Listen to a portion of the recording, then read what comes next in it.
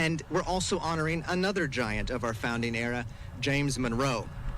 Over the last few years, we've seen a trend of bad faith, politically motivated demonstrators attempting to tear history down. But in Florida, we lead by putting statues up. We don't equivocate America, we celebrate it because we're a good, decent, and just nation founded on exceptional principles. And through this statue series and our all-in commitment to America's 250th, Florida is setting a national precedent for reigniting patriotism and civic education. We're not just building monuments, we're building a foundation for future generations to understand the scarcity and value of liberty. And by bringing these founders back into the public square, we are ensuring that the spirit of 1776 is not a distant memory, but a living part of our civic life.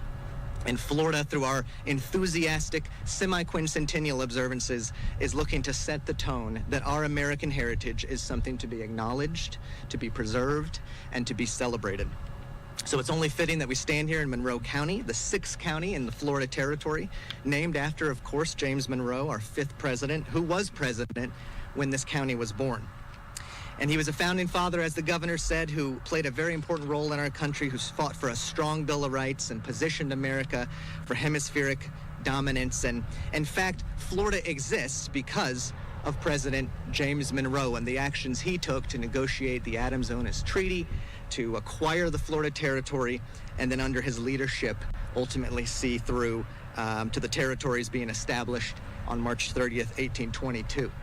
And it remained a territory, Florida did, for 23 years until finally admitted as the 27th state on March 3rd, 1845. The county, as both the governor and the Secretary of State mentioned, has been around since July 3rd, 1823, and of course, it's a beautiful place to visit. At its inception, it was a titan stretching from the Dry Tortugas all the way north to Lake Okeechobee. And since that time, Monroe County has really symbolized the natural beauty that Florida has to offer. President Monroe was a decorated hero in the American Revolutionary War and an integral part of the conversation that shaped our nation. And so we honor him here today for his service to our country. We're excited, I'm excited about everything that Florida has in store for America 250. And this celebration is also a reminder that our work at Visit Florida exists first and foremost to serve the residents of this great state. Tourism is the heartbeat of Florida, but it's the people of Florida who reap the rewards.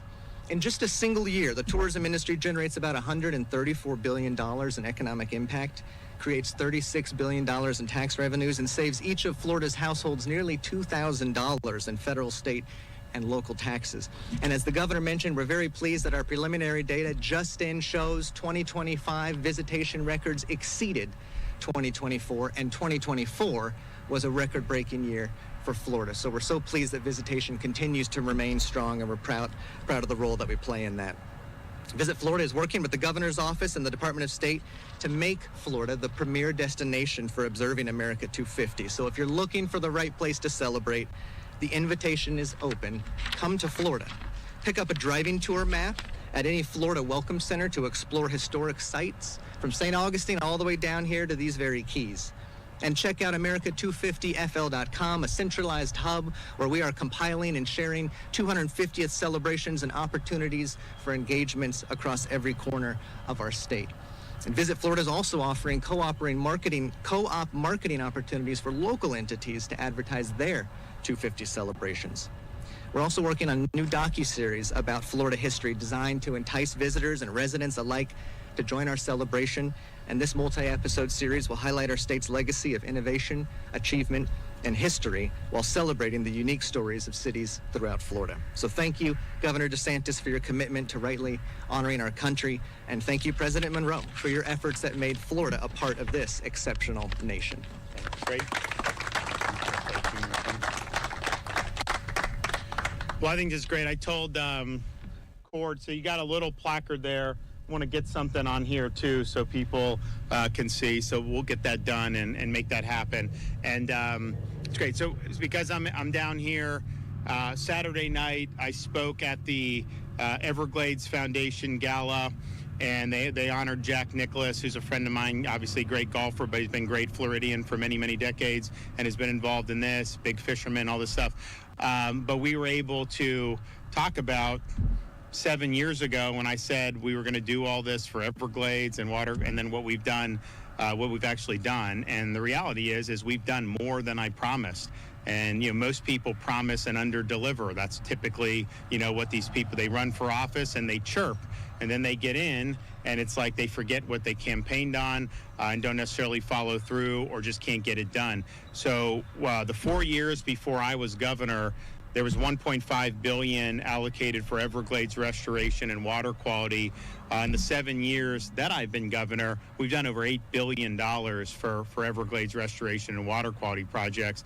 And you see the difference in Florida Bay because we have more fresh water moving south through the Florida Everglades. Yeah, salinity levels are better than any time in modern history. That affects boating, that affects fishing, that affects a lot of different things. We've been able to construct reservoirs on the east and west sides of Lake Okeechobee, which have obviated the need for them to discharge algal bloom water into those estuaries, which really impacted our coastal communities there.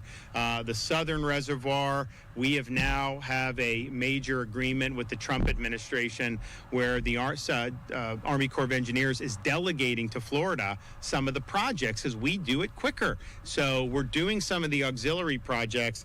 Army Corps is doing the main reservoir. If they fall behind schedule, then we can come in and supplement it. But it was originally scheduled to be done in 2034. Now, because of our efforts and the agreement with the federal government, completion of that's 2029. And so that's basically, within 10 years of me taking office. I don't think people thought it was possible to do a project of that scale, given where we were, where really hadn't much had been done for us to then go forward and do all that. And so there is more to do.